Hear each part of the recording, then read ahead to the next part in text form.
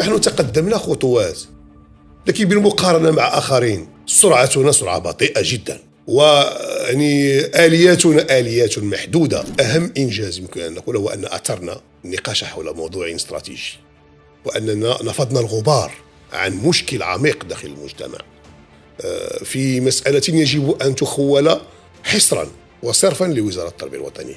لماذا انتظر المغرب إلى سنة 2000 من أجل إدخال مسألة إصلاح التعليم الأولي في وثيقة استراتيجية، أو ردوا بأنه أولوية من أولويات السياسات العمومية في المغرب؟ اليوم يجب أن نسعى إلى تمكين الأسر من أجل تدريس بناتها وأبنائها منذ الصغر، منذ 3 سنوات 4 سنوات، في تعليم أولي، ليس فقط تعليم هكذا عشوائي. إلى أي مدى في هذا البرنامج بالضبط أو في هذه السياسة ديال التعليم الأولي استطعنا نتعاملوا مع مسألة التفاوتات الاجتماعية؟ أين هي هذه العدالة وتكافؤ الفرص؟ أين هي المساواة التي أطرها الدستور المملكة المغربية في هذا الباب؟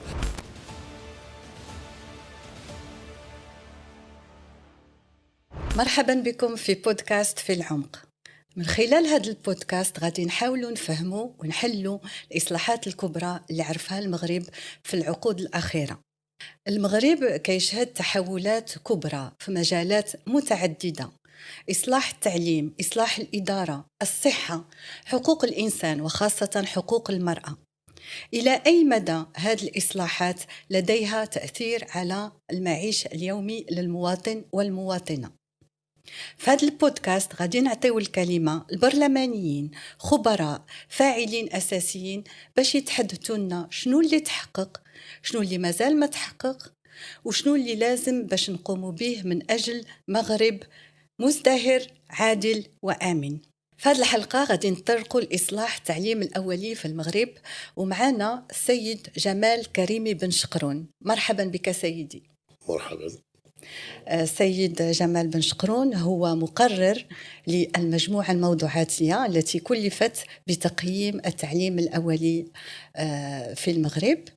هو عضو المكتب السياسي لحزب التقدم والاشتراكية منذ سنة 2022. هو كذلك أستاذ وباحث متخصص في العلوم السياسية والقانون الدستوري، وعضو ناشط في المجتمع المدني. شكرا. اختيار موضوع التعليم الأولي لديه أهمية كبيرة منذ عقود، وإصلاح التعليم أو منظومة التعليم بصفة عامة من أولويات الحكومة. التعليم الأولي أثبت من طرف دراسات علماء في علم الأعصاب بأن الأطفال قبل 6 سنوات المهارات الأساسية ديالهم لا في التعلم لا في التكيف على مدى الحياة تكون في هذه الفترة هذه.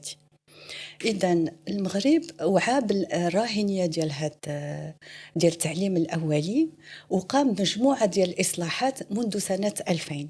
بينها غادي نذكر الوثيقة الميثاق الوطني للتربية والتكوين كأول وثيقة استراتيجية تحدث لنا على تعميم التعليم الأولي في المغرب. هاد الأولوية ديال الإصلاح جاتنا كذلك في المخطط الاستعجالي ما بين 2008 و2012، وأخيرا في 2018 باش ما نذكرش جميع الإصلاحات اللي جات بها الحكومة أو الوزارة الوصية. منذ 2018 كان هناك برنامج وطني هدفه الأساسي هو تطوير وتعميم التعليم الأولي في المغرب. قبل ما ندوزوا للتقييم اللي قام به البرلمان المغربي خاصة مجلس النواب واللي شارك فيه الضيف ديالنا، غادي نرجع له ونطرح له واحد السؤال. أولا، لماذا انتظر المغرب إلى سنة 2000 من أجل إدخال مسألة إصلاح التعليم الأولي في وثيقة استراتيجية، أو ردوا بأنه أولوية من أولويات السياسات العمومية في المغرب؟ شكرا جزيلا. أولا أحييكم على هذا برنامج في العمق، بودكاست مع فعاليات مختلفة في مجالات مختلفة لمعهد الرباط للدراسات الاجتماعية. سعيد بأن أشارككم هذه الحلقة الأولى في هذا البرنامج، نتمنى له كل التوفيق، ومن خلالكم نحيي كل المهتمين كل الفاعلين، ونحيي أيضا المشاهدات والمشاهدين الكرام والأفاضل. سعيد بأن أناقش موضوع مهم وبالغ الأهمية، ألا وهو موضوع التعليم الأولي، والذي يشكل رافعة أساسية لتطوير مجال التعليم ببلادنا والارتقاء بالناشئة على مستوى الذهني والفكري عموما. بشكل دقيق يعني البرلمان اشتغل على الملف كما أشرت الأستاذة سلوى مشكورة من خلال تقييم سياسة العمومية في الولايات التشريعية الماضية 2016-2021. وهنا أحيي كل الزميلات والزملاء من مختلف الفرق النيابية اشتغلوا جميعا في فريق عمل يعني اجتهد كثيرا لتسليط الضوء على هذا السؤال الذي أشرت إليه، ورأى إنتاج وثيقة مرجعية مع حكومة التناوب التوافقي، حكومة تاريخية والتي أتت بالميثاق الوطني للتربية والتكوين كأرضية لإصلاح التعليم بشكل شمولي، والتوقف ماليا عند حلقة أساسية من حلقات الإصلاح وألا وهو التعليم الأولي الذي صراحة لم يكن غائبا عن ذهنية البرامج السابقة منذ مشروع مغربة التعليم عقب الاستقلال وفتح ورش يعني تطوير هذا المجال، علما بأنه آنذاك كانت هناك يعني ما يسمى بالكتاتيب القرآنية حاضرة في المخيلة الاجتماعية للمغاربة، وكانت ضرورة تفرضها حتمية التدريس بالقرى والمداشر والمناطق باختلافها ببلادنا، وكان ذلك له أثر كبير عميق على تكوين الناشئة، علما بأن هذا التعليم كان حاضرا بقوة يعني كتعليم عتيق كتعليم أصيل يعني في المساجد وفي الزوايا وفي غيرها من الأمكنة التي كان لها أيضا تأثير تربوي ديني. وهذا الأمر يعني ممكن ربطه أيضا بأن التعليم آنذاك في الفترة الاستعمارية كان حاضر فيه هذا العنصر، عنصر التعليم الأولي عند المستعمر، خلق علاقة بالفئات المحدودة التي كانت تحظى بهذا التعليم كنوع من الامتياز لم يخول لآخرين. لكن بعد دراسة ميدانية وبعد استطلاع تاريخي لهذا العنصر وربطه أيضا بالتجارب الدولية، إنه تحت التجارب الدولية تحت على أننا منفتحون كدولة على تجارب يعني مماثلة خاصة بأوروبا وبالدول المتقدمة بأمريكا وغيرها، بحيث أنه كان لابد أن تكون هناك وثيقة نتجت عن حوارات وعن مؤتمرات نظمت في عدة فترات بينية. فكان الميثاق الوطني للتربية والتكوين سنة 2000 نقطة مفصلية للحديث عن أهمية التعليم الأولي وما يمكن أن يقدمه من تطوير لمنظومة التربية والتعليم ببلادنا، على اعتبار بأن الناشئة يعني لابد أن تلقى تعليما متوازنا موحدا متساوي ويضمن التكافؤ في سن معقولة، وهو الأمر الذي بدأت من خلاله أوراش وبرامج يعني توالت لتبين فعل هذه الإرادة. هل نجحت هذه الإرادة؟ هل توفقنا؟ أعتقد بأن هناك يعني مقاييس تظل ما بين الإيجاب والسلب حاضرة في تقييم الموضوع، لكن في العمق رؤية واقعية، رؤية يعني ممكن أن تقدمنا نحو الأمام لو توفرت الشروط الذاتية والموضوعية لإنجاحها. إذن الميثاق جاء باش يحد التفاوتات في الولوج التعليم الأولي كما ذكرتم يعني سنة 2000، وكذلك باش يدير لنا واحد البنية تحتية رسمية بالموازاة مع الكتاتيب القرآنية اللي كانوا هي طبعا البنية الموجودة اللي بزاف ديال الأطفال المغاربة مشاو للكتاب القرآني، هو كانت أول مرحلة ديالهم باش يدخلوا في منظومة ديال التعليم في المغرب. إذا شنو هما الأولويات أو الأهداف المسطرة اللي استراتها الرئيسية اللي استرها الميثاق الوطني للتربية والتكوين واللي جات كذلك في المخطط الاستعجالي ديال 2008؟ شنو هما هاد الأهداف اللي استروا من أجل الوصول إلى هاد تعليم موحد اللي ما يكونش فيه تفاوتات ما بين القرى والمدن، ما بين الذكور والإناث، أو التفاوتات الاجتماعية كما ذكرت، لأن فقط الفئة المحدودة هي اللي كان ممكن باش تدير الأولاد ديالها في هذاك التعليم الأولي. وفي الحقيقة هو الميثاق الوطني للتربية والتكوين وثيقة مرجعية، وثيقة فكرية كان لابد أن توليها نصوص تشريعية قانونية وتوفر لذلك اعتمادات مالية بطبيعة الحال حتى نصل إلى الهدف المنشود. الهدف من خلال سؤالك أستاذة سلوى واضح، هو أن نعطي للمغاربة ذكور وإناث الحق في التمدرس على قدر المساواة، وأن نمكن بلادنا من الثورة التعليمية كما هو الحال في كثير من البلدان.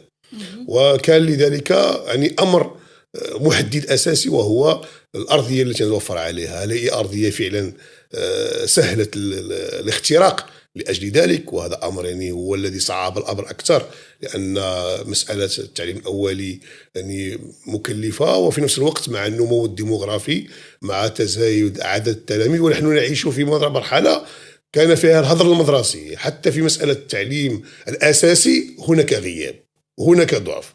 تكلمت عن الفتاة، كانت هناك يعني نقطة سلبية يعني قطعنا معها الحمد لله، هي عدم تمدرس الفتاة خاصة في العالم القروي. وكان هناك يعني مشكل كبير في تعميم التمدرس في الأصل. يعني الخطة التي جاءت بها حكومة التناوب، وكان لدينا ذلك يعني تمثيلية فيها عبر حزب التقدم الاشتراكية، وهنا أذكر الأستاذ والرفيق الأستاذ مولاي إسماعيل العلوي، كان مسؤولا في التربية الوطنية آنذاك، وكان هدفه الأسمى من خلال البرنامج لتنزيله وهو تعميم التمدرس أولا، لأن المشكل لم يكن فقط في التعليم الأولي، بل كان مرتبط بتعليم التمدرس، لأن كان هناك كثير من الفئات الاجتماعية أبناؤها بعيدون كل البعد عن المدرسة، وهذا مخيف ومرعب، وهو ما دعا إلى أننا علينا أن نشتغل بقدمين متساويين، وأن نشتغل بواقعية، لأن التعليم التمدرس سيساعدنا على بلورة آليات هذا التعليم الأولي الذي كان استراتيجيا غائبا حتى على البرامج السابقة، باستثناء بعض الفئات المحظوظة في مدارس البعثات الأجنبية والكتاتيب القرآنية التي كانت هي المجال الوحيد للتمدرس. لم تكن فقط التعليم الأولي عند يعني العائلات والفئات المشتغلة، ونحن نعلم بأن مغربنا يعني في العمق بلد قروي فلاحي، يعني بدأ التمدن والتحضر مع توالي السنوات. فكان المسار الأول لكل ابن وكل ابنة هو الكتاب، هو المسيد، هكذا بهذه اللفظ، المسيد كتاب القرآني الذي كان يساعد على تلقين يعني أدبيات التعلم في الحساب وفي القراءة والتعلم، وأيضا حفظ القرآن الكريم. وبالتالي كانت هذه الآلية الوحيدة الموجودة والمتوفرة. فتطوير هذا المجال من خلال الانتقال إلى المخطط الاستعجالي هو الذي جاء ببرامج يمكن أن نقول عنها بأنها تنطلق من التقنين إلى البرمجة الفعلية عبر توفير الاعتمادات المالية وبلوغ هذا المنشأ. فنشأ التعليم الخاص ببلادنا الذي احتضن هذا الجزء، فالذي احتضن هذا الجزء بشكل مهم في مرحلة معينة في بلادنا هو التعليم الخاص الذي كان غائبا. أين احتل المنظومة التعليمية في مرحلة بعيدة وطويلة، المدرسة العمومية التي كانت حاضرة بقوة، فلما عاشت الأزمة والتي نعيش تعيشها ما زالت تعيشها إلى يومنا هذا وتأزمت وضعيتها، عشنا هذه المرحلة مع تعليم خاص بدأ بالتعليم الأولي في نشأته الجنينية، واستمرت الكتائب القرآنية لأن حضور وزارة الأوقاف والشؤون الإسلامية فهذا الموضوع ما زال حاضرا إلى يومنا هذا، وفي كل يعني البرامج حاضرة. وبالتالي سنأتي في أسئلة لاحقة لتنوع الشركاء في هذا الموضوع والأسباب والمسببات لعدم بلوغ النتائج المرجوة، علما بأن البرمجة انطلقت، لكن تفعيل هذه البرمجة على أرض الواقع لم يكن جيدا ولم يكن فاعلا، ولم تكن الفرصة متاحة حتى على مستوى التمكين الاقتصادي، تمكين الأسر حتى تلج لهذا التعليم الأولي، لأنه نعلم بأن الطفل في 4 سنين 3 سنين يجب أن يواكب بعدة أمور مختلفة وتمكن الأسر من إمكانيات مادية لذلك، لأنه ونرى اليوم لأن هذه الفئة من الأطفال في هذه الشريحة العمرية محتاجة الكثير من الرعاية والاهتمام. إذا تمكين الطفولة الصغيرة في المغرب هو جد مهم، وغادي نرجعوا لاحقا في هذه الحلقة معك المجموعة ديال التحديات اللي تتواجهها الحكومة في تنزيل هذه البرامج. ولكن غادي نرجع لواحد النقطة مهمة، هو أن منذ 2011 الدستور ديال 2011 عطى واحد المهمة أخرى للبرلمان المغربي، ألا وهي تقييم السياسات العمومية. نعم. إذا منذ 2011 قام البرلمان المغربي بتقييم مجموعة ديال السياسات اللي كان الهدف منها الوقوف على شنو هي الأمور اللي كتمشى، الأمور اللي ما كتمشاش، من أجل تحسينها. طبعا 2018 رئيس مجلس النواب عين مجموعة موضوعاتية من أجل تقييم التعليم الأولي، واللي انتجت هذا التقرير اللي هو بين يدي، واللي طبعا الضيف ديالنا كان هو المقرر ديالو. وهنا من هذا المنبر تنود باش نشير وننوه بالعمل ديال الإدارة ديال مجلس النواب، وخاصة المديرية المكلفة بتقييم السياسات العمومية والأطر ديالها، لأن كيقوموا بواحد العمل جبار، واللي اليوم بغينا باش نديروا عليه واحد الضوء من أجل تقريب هذا العمل من المواطن والمواطنة المغربية. إذا قبل ما ندخلوا في الإنجازات الأولويات والتحديات والتوصيات، واش ممكن سي بن شقرون تحدثنا على الطريقة اللي كتشتغلوا بها كمجموعة موضوعاتية من أجل تقييم السياسات العمومية، وشنو درتوا بالضبط في تقييم هذا التعليم الأولي؟ نعم، شكرا جزيلا أستاذة سلوى. أولا هو تقرير مهم وتاريخي، جزيل الشكر لكل السيدات والسادة النواب من كل الفرق الذين اهتموا وشاركوا في هذه مجموعة العمل الموضوعاتية تقييم التعليم الأولي في إطار تقييم السياسة العمومية كآلية دستورية جديدة خولها دستور 2011 للبرلمان.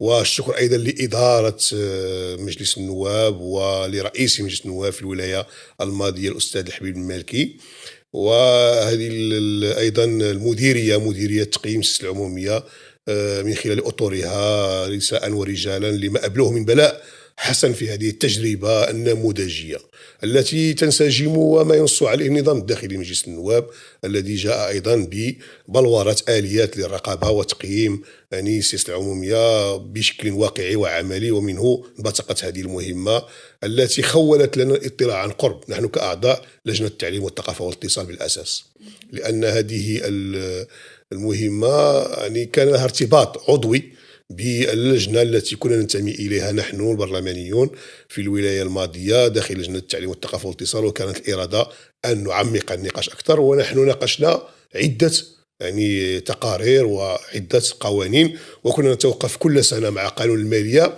عند إصلاح منظومة التربية والتعليم إجمالا.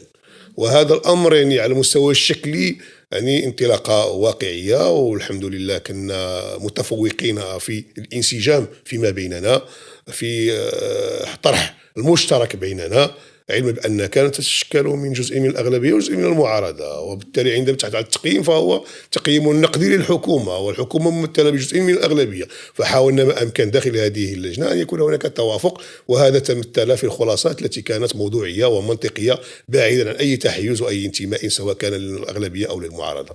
فمنهجيا خرجنا ببرنامج عمل منذ التشكيل، برنامج عمل اعتمدنا فيه الإنصات والاستماع الفاعلين في الميدان، الفاعلين المؤسساتيين وهم كثر يعني في الوزارات، وزارة التربية والتعليم، وزارة الأوقاف والشؤون الإسلامية، الشباب والرياضات، التعاون الوطني أيضا اللي تابع لوزارة الإدماج والتضامن، أيضا الانفتاح على الجمعيات التي تشتغل في هذا القطاع، وهي جمعيات مهمة ومهمة جدا، على رأسها الجمعية المغربية للتعليم الأولي، وكذلك على القطاع الخاص بكل روافده سواء المؤسساتية أو الجمعوية، بشكل جعلنا أيضا نجتمع ونناقش في أيام دراسية ونذهب إلى عين المكان وزيارات ميدانية في كل الجهات للتوقف عند فعلا أهمية هذا الورش وكيف وصلت يعني مبادرات الحكومة إلى البلورة والتنفيذ. وآنذاك جاء التقييم، ليس نأتي إليه في الموضوع كما أشرتي، هذا فقط إطلالة على مستوى الشكل وعلى مستوى يعني بناء هذه المجموعة التي صراحة كانت تاريخية وصدر تاريخية في مسار، وهي جزء أول، لأن كان طموحنا أن يأتي بعدها يعني تقييم سياسة العمومية في التعليم المدرسي الأساسي والثانوي، ثم كذلك تقييم التعليم العالي، لأن كانت هي مسلسل لا يمكن أن ينفصل. التعليم الأولي كان حلقة فقط واحدة. نتمنى من البرلمانيين في الولاية الحالية والولايات القادمة أن يواصلوا المشوار لاستكمال هذا الورش في مجال تقييم السياسة العمومية في التعليم عموما. إذن أي عملية تقييم الهدف منها هو نشوفوا شنو الإنجازات وشنو كذلك التحديات، شنو اللي تمشى شنو اللي ما تمشاش، والهدف من التقييم هو نتعلموا منه باش نحسنوا هذيك التعليم الأولي أو ديك السياسة العمومية أو البرنامج اللي الهدف منه طبعا خدمة المواطن والمواطنة. شنو هي الإنجازات؟ إذا التقييم ديالكم غنبداو أولا، شنو هما الإنجازات اللي قامت الحكومة والبرلمان أو صانع القرار بصفة عامة من تحقيقها منذ منذ هذا الميثاق الوطني منذ سنة 2000، خاصة أنك أشرت في التقديم لأن كان هناك بحال الحكومة أعطت أولوية للتمدرس أولا، يعني تعميم التمدرس أولا لأن هذا تحدي كيواجه المغرب. عاد المخطط الاستعجالي عطى الآليات والوسائل المادية باش ندوزو للتعليم الأولي. إذا ذكرتيها في التقديم ديالك بأن بحال اللي كان واحد لا، أنا نوضح لا، هو باش توضح الفكرة أكثر، قلت بأنه كان عندنا نقص كبير في تعميم التمدرس، وربما قد نكون الآن قد يعني خلقنا نوع من الإجماع أو البلوغ يعني التعميم بشكل عام، تعميم على مستوى المشاركة أبناء المغاربة والمغربيات في دخول إلى المدرسة. أما الجودة فذلك نقاش آخر، أما التحصيل فذلك نقاش آخر. الذهاب إلى المدرسة وتسجيل الأبناء في المدرسة كان فيه مشكل، خاصة بالنسبة للإناث في العالم القروي بشكل عام، ونحن جغرافيتنا يعني تطورت مع مرور الزمن. فلما جاء الميثاق الوطني للتربية والتكوين جاء بأرضية خصبة لأجل تطوير هذه المجالات كلها، ومن بينها مجال التعليم الأولي. فالمخطط الاستعجالي جاب برنامج ليس فقط على مستوى التعليم الأولي بل على مستوى التعليم الأساسي والمدرسي الثانوي والإعدادي، يعني بشكل متوازي ببرامج الرؤية الشاملة يعني والدعامات. التطوير التعليم جاء بها الميثاق، ولكن على مستوى البرامج كاين المخطط الاستعجالي، كاين مراه برامج اخرى جاءت الى ما وصلنا الان يعني مع قانون الاطار 51/17 الذي جاء الان كمحدد رئيسي لكل ذلك. السؤال الاساسي الذي طرحته استاذه سلوى فيما يتعلق بالانجازات، ونحن نقوم بهذه المهمة وهذه هذا العمل القوي في تقييم السياسات العمومية. يعني أهم إنجاز يمكن أن نقول هو أن أثرنا النقاش حول موضوع استراتيجي، وأننا نفضنا الغبار عن مشكل عميق داخل المجتمع في مسألة يجب أن تخول حصرا وصرفا لوزارة التربية الوطنية. وهذه سنأتي إليها في الخلاصات وفي التوصيات لأنها نقطة محورية، لأن بالنسبة للتعليم، التعليم لديه وزارة واحدة وصية عليه، وبالتالي مسألة التعليم الأولي موزع بين عدة قطاعات حكومية وفي أيادي هي مضرة بشكل كبير بهذا. إذا بالتالي أهم إنجاز هو أننا نبهنا لهذا الأمر ووقفنا عنده، وربما ستكون للحكومات يعني أدوار استراتيجية في معالجة هذا الوضع، وهو الذي أتينا به أيضا في الخلاصات. من الإنجازات المهمة هو أننا يعني أحسسنا الفاعل الحكومي بمشاكل موجودة عند التأطير والمناهج المعتمدة في هذا المجال بمقارنة مع تجارب دولية. ولولا جائحة كورونا لكنا سنذهب في زيارة ميدانية تجارب دولية ونأتي بأن تجارب ناجحة كما هو عليه الحال في عدة دول سواء في أوروبا وأمريكا، وهذا أمر يعني لم يتح لنا لأن كانت هناك مشكل مرتبط بجائحة كورونا والحد من السفر والتنقل. ثم الأمر المرتبط بمسألة يعني تدقيق في أهمية التعليم الأولي وتوفير الإمكانيات المالية. يعني من إنجازات دفعنا هو أن ميزانية التعليم ارتفعت بعد ذلك، إذن هذا لأن الأفق ديال التعليم الأولي يعني كان فيه رسالة ملكية، وكان فيه أيضا يعني مناظرة وطنية، وكان يعني كان فيه اجتهاد. يعني هذه اللجنة دفعت الحكومة إلى ذلك. هل وصلنا إلى ما نريده؟ هذه مسألة أخرى ترتبط بالتحديات. السؤال التي أسأل التحديات مرتبطة بالفاعل الحكومي، مرتبطة أيضا بالأرضية والمشاكل الموجودة، مرتبطة بالنسبة للتأطير ووجود المربيين والمربيات وتقييم أدوارهم. مربين ومربيات اليوم للأسف يعانون بأجور زاهدة، وهذا المجال غير قلتها في البداية يعني ارتباطا بتقارير نفسية. هذا المجال صعب جدا، اسمحي لي، مجال صعب جدا، وتأطير الناشئة والأطفال ليس مخول لأي شخص.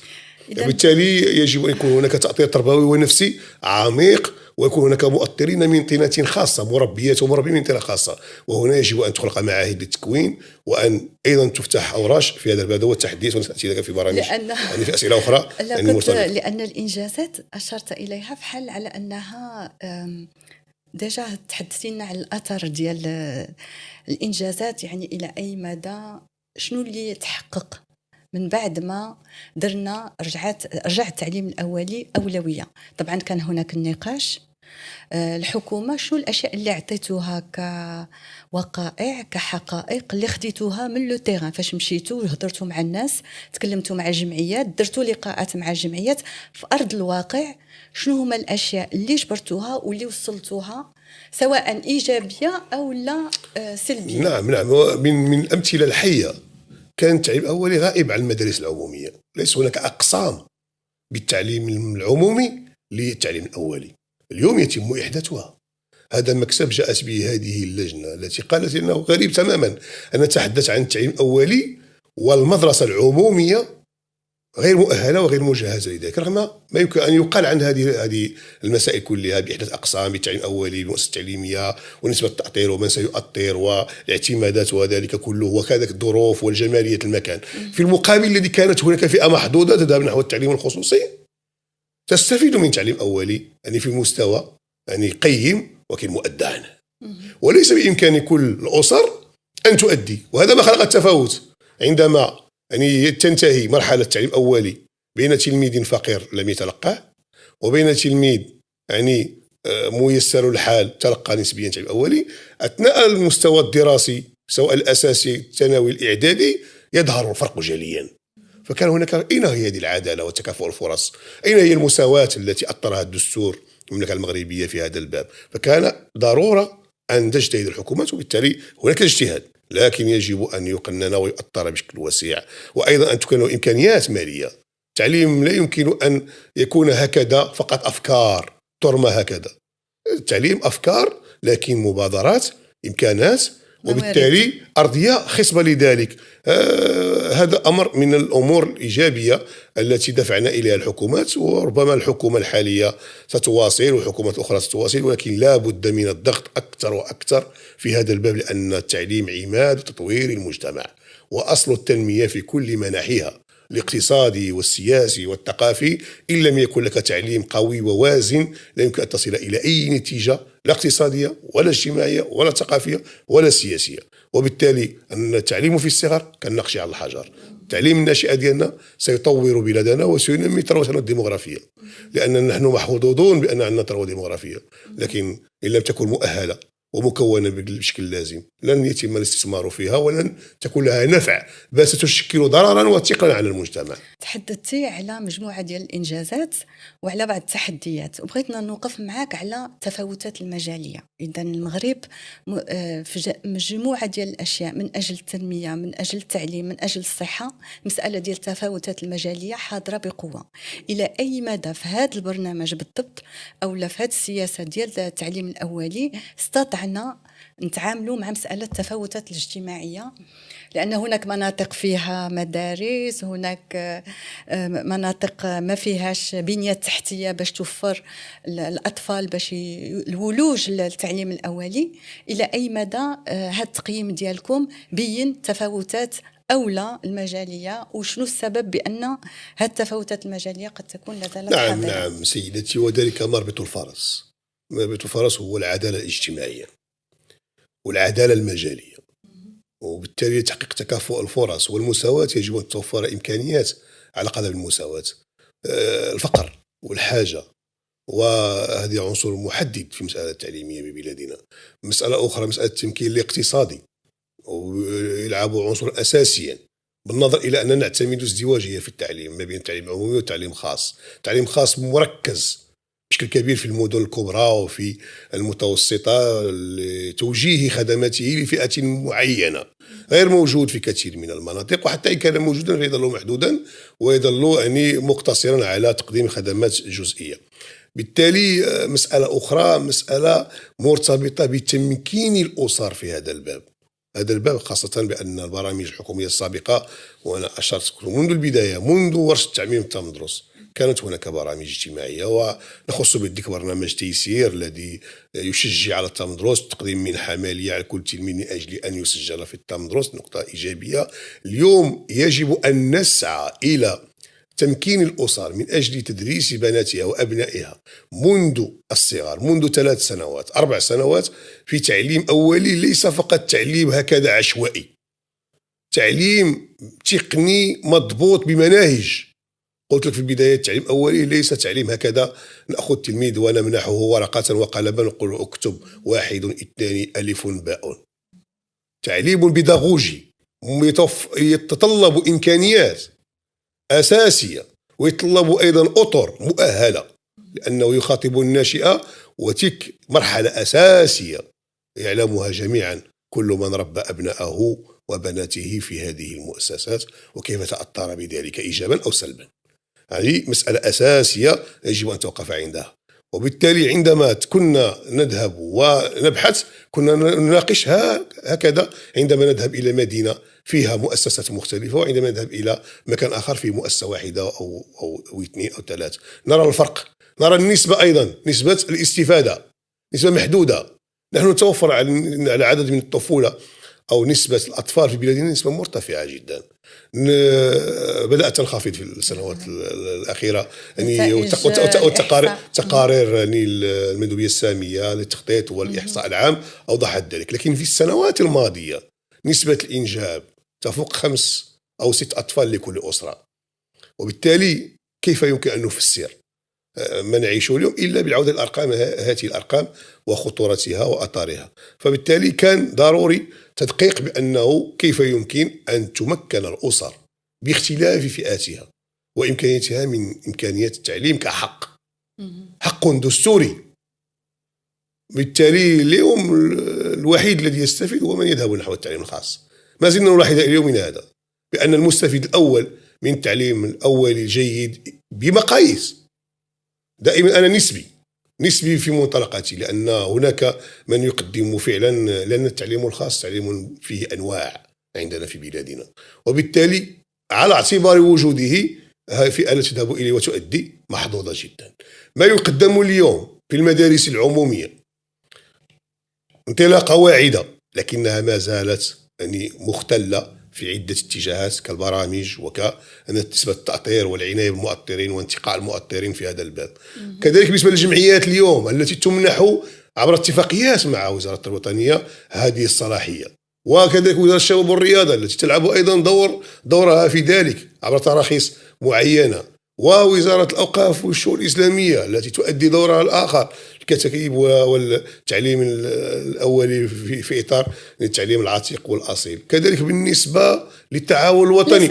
إذن هذه الأمور يعني ربما أكبر معيق في ذلك هي هذه الأمور، توحيد منظومة التعليم الأولي ببلادنا وتحديد المسؤولية الأولى لمن والوصاية لمن، اللي هي وزارة التربية الوطنية بالأساس، ولا ربما تكون هناك اتفاقيات مع وزارة التربية الوطنية لشركاء آخرين. هذا ليس فيه أي ضير وأي مانع، لكن أن نعيش هكذا على هذا الوضع أعتقد أنه يضر أكثر بمصلحة الناشئة، ولن يؤدي بنا في الوطن إلى المساواة المنشودة، لأن هناك من يتلقى تعليم بشكل ما والآخر بشكل آخر، وسيلتقي الكل في منظومة التعليم المدرسي الموحد. طبعا.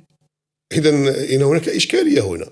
إذن الأشياء اللي جاء من أجلها التعليم الأولي باش نحدوا من التفاوتات لا المجالية ولا الاجتماعية بقات معنا، لا فهمت الأشياء العناصر اللي جيتي بها بأن فينالمون بقات هذوك تفاوتات ما استطعناش نحدوا منها من خلال طريقة ديال وضع هذه البرامج على أرض الواقع. لا، هو ماشي ما استطعناش نحدوا منها، احنا لم نوفر إلى اليوم إمكانيات الأساسية لذلك. اليوم الأسرة يعني تتكلف الثقل الاجتماعي في التعليم في الصحة، أنت أشرت إلى أمور أخرى. إذن بالتالي اليوم ميزانية الدولة يعني يجب أن تعود لتبني برنامج عملها للتنمية على قاعدة تمويل قطاعات استراتيجية أساسية ما يمكنش نهائيا نغمضوا عليهم عينينا، وهما التعليم والصحة. اليوم التعليم والصحة ما يمكنش ندفعوهم إلى الخوصصة الشاملة، هو ضرر بالمجتمع وبالدولة بمؤسساتها. بالتالي هذا الأمر هو الذي سيؤكد يعني معالجة الوضعية التي أشرت إليها. ما دمنا اليوم نرقع هكذا معذرة نرقع في حل المشكلة ونحن نعلم أصل المشكلة هو توفير إمكانيات، وهو رفع من جودة تعليمنا العمومي وإعطاء إمكانيات كبيرة إلى جانب الصحة العمومية. الأمر الآن للأسف غير موجود، والإرادة غير موجودة، والمشكلة تظل قائمة، وسنظل ببرامج در الرماد في العيون، وهي أمر يعني لن يصحح الوضعية بل سيؤذبها أكثر في ظل ارتفاع الفقر والأمية والجهل. يعني رغم أننا تقدمنا، أقول بأنه يعني حتى نكون عدميين، نحن تقدمنا خطوات، لكن بالمقارنة مع آخرين سرعتنا سرعة بطيئة جدا، ويعني آلياتنا آليات محدودة، وبالتالي يجب أن ندخل السباق والرهان بنفس الآليات وبنفس السرعة التي يذهب بها الآخرين. ونحن نعلم بأن لدينا إمكانية ذلك، فقط يجب أن توفر الإرادة لأجل ذلك في محاربة التفاوتات المجالية والعدالة، تحقيق العدالة الاجتماعية، محاربة الفقر، توفير إمكانية العيش السليم للأسر المغربية، وتشجيع على التمدرس وتمكين الأسر من أجل ذلك. هذا أمر يعني هو الذي سينجح هذا البرنامج وسيطور وسنستفيد من ذلك، لأنه في نهاية المطاف ستكون لنا خبرات وطنية عالية مؤهلة، ولدينا شباب متمدرس متمكن سليم عقليا وبدنيا، ولدينا طاقات يمكن الاعتماد عليها لتطوير بلادنا أكثر وأكثر. إذا التقرير جاب مجموعة ديال التوصيات في مجالات متعددة، في القانون، في الحكامة، في الموارد. يعني يعني التوصيات ديال التقرير اللي قامت به المجموعة الموضوعاتية غنية جدا. كيفاش تعاملت معها الحكومة والبرلمان مع هذه التوصيات؟ يعني من بعد نشر التقرير تقييم التعليم الأولي، كيفاش تعاملت الحكومة؟ لأن ذكرتي هذا زولنا الغبار على موضوع ديال التعليم الأولي، جبنا حقائق من الواقع، بينا التفاوتات، الأسباب ديالها، يعني وضعتوا يديكم على مواضع الخلل في هذا التعليم الأولي. كيفاش تعاملت الحكومة والبرلمان كذلك؟ ليس فقط الحكومة، لأن كانت هناك توصيات كتعلق لنا بالقانون. إذن كيفاش تعاملوا مع الخلاصات وتوصيات التقرير؟ بكل تأكيد يعني أستاذة سلوى، التقرير نشأ في ظل أهم قانون عرفته بلادنا، وهو القانون 51/17 مؤطر لمنظومة التربية والتعليم ببلادنا. يعني هذا القانون الذي جاء ليصحح ويجمع، وهو قانون تاريخي وعرف نقاشا حامي الوطيس داخل البرلمان وبكل الفرق البرلمانية لأجل خروج هذا النص الذي قطع مع فشل المخطط الاستعجالي، والذي توج عن الميثاق الوطني للتربية والتكوين كأرضية فكرية خصبة أنتجتها حكومة التناوب التوافقي، حكومة تاريخية في بلادنا، والذي أتى بحلول فيما يتعلق ب يعني تعميم التمدرس وأيضا تعميم التعليم أولي إلى حدود 2030 تطل علينا. الرؤية الاستراتيجية 2015-2030 هي بعد 5 سنوات يجب أن نكون وصلنا إلى التعميم النهائي للتعليم الأولي بشكل متساوي، ليس فقط التعليم هكذا بالأرقام كما يقدم الآن. يمكن أن نحسبها بالأرقام سهل جدا، لكن بالمساواة وبالبرامج وبالجودة اللازمة ذلك كلام آخر، وهو فعلا ما هو ينطبق في توصيات هذه المهمة الموضوعاتية للحكومة التي عليها أن تصدر برامج توفر إمكانيات، وللبرلمان الذي عليها أن يشرع ويقنن قوانين جيدة حقيقية، وأن يراقب الحكومة في تطبيق برامجها. هذه الالتقائية بين البرلمان وبالحكومة، بين السلطة التشريعية والسلطة التنفيذية، دور مركزي. فمن التوصيات الأساسية هو علينا أن نسترشد بالتجارب الدولية، وهذا ليس فيه أي عيب، وأن نجتهد في برامج موحدة، وأن نخلق آلية تكوين ومؤسسات تكوين لأساتذة مختصين في مسألة التأطير التربوي للناشئة مربين والمربيات، وأن نطور مجال التفويض للجمعيات بشكل واقعي عملي، ليس هكذا مهن عشوائية، يعني من هب ودب هكذا يصبح يعني مربيا ويفتح يعني محلا لذلك. لا، يجب أن نقنن ذلك ونراعي ونكون وندعم هؤلاء الشبان والشابات المحبين لهذا المجال، لأنه مجال حيوي، ومن يعشق الطفولة ويحبها فذلك له دور كبير وأريحية كبيرة وقلب كبير ويعني رحابة صدر. وهنا نحيي من يقوم بأدوار تكاملية في الفاعلين في العمل الجمعوي، ولك أن تعودي الأمثلة حية في المخيمات الصيفية والتأطير التربوي يقوم به الجمعيات في هذا الباب، والذي نشأنا فيه نحن كذلك في مراحل ذهبية من في بلادنا. بالتالي هذا الورش يجب أن يتم من خلاله العناية بهذا الشركاء كلهم، لكن بشكل مضبوط ومقنن وبتحميل المسؤولية لقطاع حكومي واحد. بعد ذلك تكون هناك التقائية نعم في البرامج ما بين مجموعة من القطاعات الحكومية أخرى. هذا أمر مطلوب لأنه في نهاية المطاف هي حكومة، أي حكومة يجب أن تكون منسجمة وتشتغل بالتقائية وبرنامجها متكامل، وتوفير إمكانيات المالية هو مربط الفرس في تنفيذ البرامج. التي تكتب على الورق يجب أن توفر له إمكانيات لذلك. فأيضا تكلمنا بشكل دقيق عن أهمية المتابعة والمواكبة والمراقبة، لأنها أدوار استراتيجية في أن وصولنا للنتيجة المعينة. لأن التقييم هنا ما هو تقييم عمل أنجز. وكيف تقيم عمل أنجز؟ يجب أن تراقبه وتتابعه وتواكبه، وأن تخلق التكوين المستمر لذلك. هذا أمر أساسي، هذه خلاصة أساسية. أما في الأصل لدينا عدة خلاصات يعني وتوصيات موجودة في التقرير، ولكل من يتابع هذه الحلقة أن يعود للتقرير ويقرأه جيدا، لأنه يتضمن يعني نقاط مفصلية، زيارات ميدانية عديدة، يعني تقريبا يقارب 100 زيارة، اجتماعات أكثر من 30 اجتماع يعني مهم جدا. الحديث أيضا عن يعني دراسات تم الاطلاع عليها أجنبية واستخلاص الدروس منها، لقاءات مع مسؤولين على مستوى عالي ليخرج هذا التقرير في هذه الشاكلة وليكون مرجعا أساسيا للباحثين المهتمين، وأن يشكل دفعة أساسية لأي حكومة كيفما كانت بأن ترفع من عجلة التعليم الأولي وتطوره نحو الأفضل لنجاح وطننا والارتقاء بالمدرسة العمومية ببلادنا. وأركز على المدرسة العمومية يعني كعنصر محدد للتنمية، لأن لا بديل عن المدرسة العمومية، وإن كان للتعليم الخصوصي دور كذلك تكميلي وأساسي، وهذا ينص عليه القانون. تنشكرك سي بن شقرون على غنى الأفكار والتجربة اللي شاركتيها معنا. كانت مجموعة ديال النقاط جد مهمة اللي قربتنا بصراحة.